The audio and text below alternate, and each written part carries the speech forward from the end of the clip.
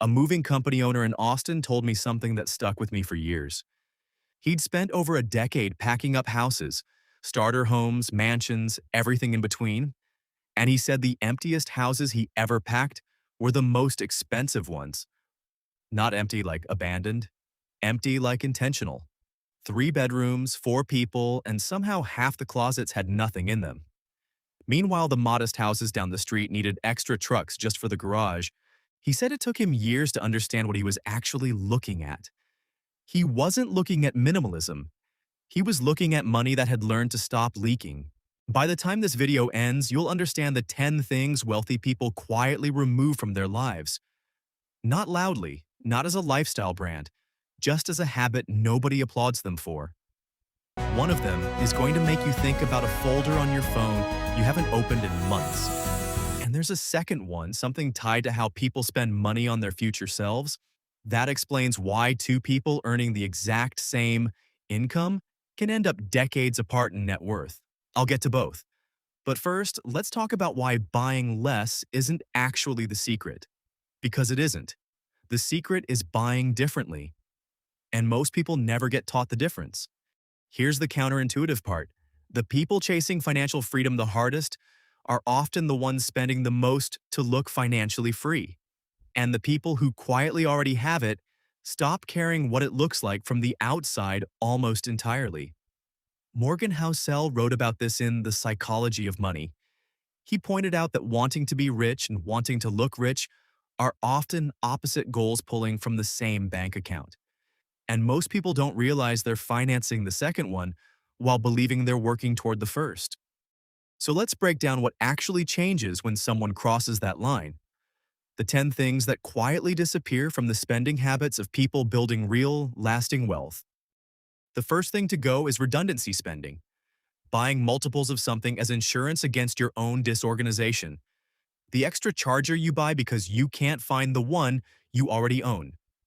The second set of kitchen tools because the first set is somewhere. This sounds small, almost too small to matter, but here's the reframe.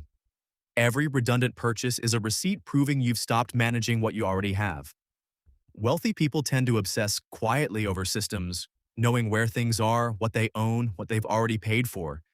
Because chaos is expensive, and most people never total up what disorganization actually costs them across a year. It's not the $20 charger. It's the pattern the $20 charger reveals. The second thing that disappears is what I'd call borrowed urgency, paying extra to skip a wait you didn't need to skip. The rush shipping, the expedited fee, the skip the line upgrade for something that genuinely could have waited 3 more days. This one is sneaky because it doesn't feel like spending. It feels like problem solving. But financially disciplined people treat urgency as a tax, and taxes should be minimized wherever they're optional. Once you start noticing how often "I need this now" is actually "I want this now," you start saving money you didn't know you were bleeding. And this is where that second open loop comes in, because this exact habit is one of the clearest lines separating 2 people with identical salaries who end up 10 years later in completely different financial positions. One of them paid the urgency tax on almost everything. The other one learned patience was a wealth-building skill, not a personality trait. Here's a small reward before we go further because you've earned it. A behavioral finance study on impulse purchasing found that the emotional high of an unplanned buy fades in under 20 minutes. But the financial impact doesn't fade at all, it just gets buried under the next purchase. 20 minutes of dopamine, months of repayment. That trade only looks fair while you're inside it. The third thing wealthy people quietly stop buying is proof. Proof that they've arrived. Proof that they've made it. The dinner at the restaurant that's more about the room than the food. The trip planned around what it'll look like more than what it'll feel like. This is uncomfortable to talk about because almost everyone under 40 right now has done this at least once. Spent real money not for the experience itself, but for the version of the experience other people would see. And here's the twist that changes how you see it. The moment you actually have money, this urge tends to quiet down almost on its own. Not because rich people become enlightened, because they stop needing external proof for something they already know is true internally. The performance was always for people who were uncertain. Certainty doesn't need an audience. The fourth thing they stopped buying is what I'd call peer-matched spending, adjusting your purchases to stay level with the people around you without ever consciously deciding to. Your friend group upgrades their vacations, so yours quietly upgrades too. A coworker gets a nicer car, and suddenly yours feels a little embarrassing to park next to theirs, even though nothing about your actual life changed. This is one of the most invisible wealth killers that exists, because it never feels like a decision. It feels like drift. Wealthy people build an active firewall against this, not by avoiding their friends, but by deciding ahead of time what their own spending is tied to, their own goals, their own timeline. Not the invisible scoreboard everyone else is unconsciously running. The people who build real generational wealth are usually the ones who got comfortable being the cheap friend for a few years, right before they became the friend everyone quietly asked for advice. The fifth thing might be the one that stings the most, and it's the one I promised you earlier. It's the unfinished investment in themselves. Not money, exactly. Attention. The online course bought in a moment of motivation and never opened past Module 2. The certification that sat in a browser tab for 6 months before the tab finally got closed. The high-income skill that got 70% learned and then abandoned the second it stopped feeling exciting. Here's the part that reframes everything. Broke isn't just a bank balance. Sometimes it's a graveyard of unfinished investments in your own future income, each one representing money and time that could have compounded into an actual skill, an actual side income, an actual path toward financial independence. Except it got abandoned right before the boring part, which is always exactly where the value was hiding. Wealthy people don't necessarily finish more things because they have more discipline. They finish more things because they've made peace with boredom being part of the process, not a sign they picked the wrong thing. Now here's the turn. The part that changes how you should think about everything you just heard. It would be easy to walk away from this thinking wealthy people are just better at saying no. That's not quite it. The real distinction is that wealthy people say yes far more selectively, and then they say yes completely. They're not tightening their belt across every category of life. They're often spending aggressively on the handful of things that actually move the needle. Skill building, health, relationships that open doors, assets that generate passive income, while cutting hard everywhere else. It's not restriction, it's concentration. Most people spread their money thin across 100 small comforts and wonder why none of it ever adds up to anything. Wealthy people consolidate. They let 90% of spending categories go quiet, so the remaining 10% can actually compound into something. A business, an investment portfolio, a skill set nobody in their industry can match. That reframes the entire idea of stopping. It's not deprivation, it's redirection.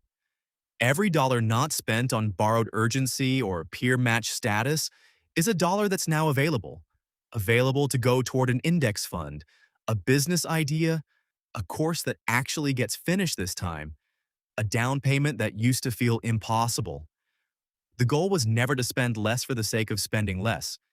It was to stop financing a version of your life that isn't actually taking you anywhere so you can start financing the version that is. Think about your own life for a second. Not in a self-critical way, just honestly. How much of your monthly spending is going toward something that's building your future? And how much is going toward maintaining an image of a future that hasn't actually arrived yet? Most people have never separated those two categories in their head. They've always felt like the same thing. They're not. One compounds, the other just disappears. The sixth thing that quietly leaves is emotional debt spending. The purchase made specifically to numb a bad day rather than solve an actual problem.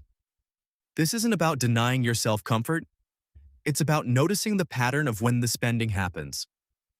If every hard week at work is followed by a purchase you can't quite explain afterward, that's not a character flaw, it's just information. The people who build wealth over decades tend to catch this pattern early and redirect it, not by suppressing the feeling, but by finding a version of relief that doesn't cost four figures a year in receipts they've already forgotten about. The seventh thing is chasing yield on things that were never designed to produce any. Collectibles bought with the story, "This'll be worth something someday." Gadgets justified as investments when they're really just wants wearing a disguise. Real investing is boring almost by design. If a purchase comes with an exciting story about future value, that excitement should be treated as a warning label, not a selling point. The eighth is comfort inflation. Every time income rises, the bar for acceptable quietly rises with it, until yesterday's luxury becomes today's bare minimum, and somehow nothing ever feels like enough.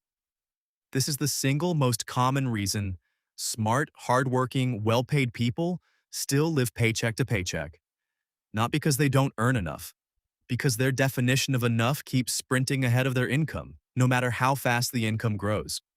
The ninth is the subscription to someone else's opinion of what wealth should look like. Car payments sized to a stranger's expectations. Homes bought slightly bigger than needed because that's just what people do at this age. The moment you stop outsourcing that decision to an invisible audience is the moment your spending finally starts answering to you instead of to them. And the 10th thing, the one hiding underneath everything else on this list, wealthy people stop buying the belief that they've run out of time to start. That's the real trapdoor most people fall into. Not overspending on lattes, not the wrong car. It's the quiet decision, somewhere around 30 or 40, that the window has closed, that whatever financial position they're in now is just who they are. It isn't.